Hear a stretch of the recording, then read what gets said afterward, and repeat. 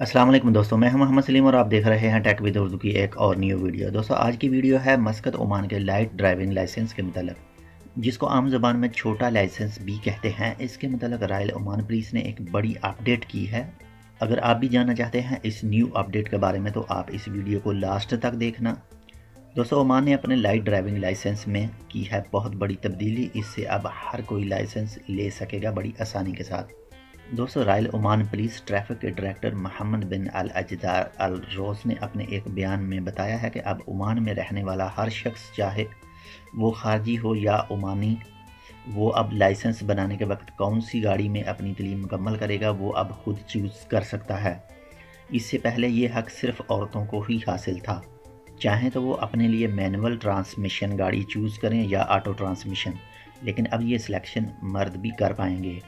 Brigadier ने अपने बयान में कहा है कि ये मुतालबा काफ़ी अरसा से किया जा रहा था। यहाँ मैं आपको एक ख़ास बात बताता चलूँ कि मर्दों के जब मैनुअल गाड़ी में रोड टेस्ट होते हैं तो इनमें सबसे ज़्यादा मसला गियर का ही आता है। हर शख्स के शुरू के ज़्यादा टेस्ट इसी वजह से नाकाम हो जाते हैं।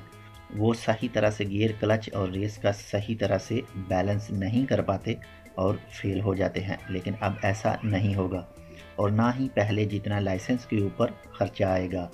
अगर आप ऑटो ट्रांसमिशन गाड़ी चूज़ करते हैं तो आपका खर्चा मैनुअल गाड़ी से आधा आने की तवक्को है।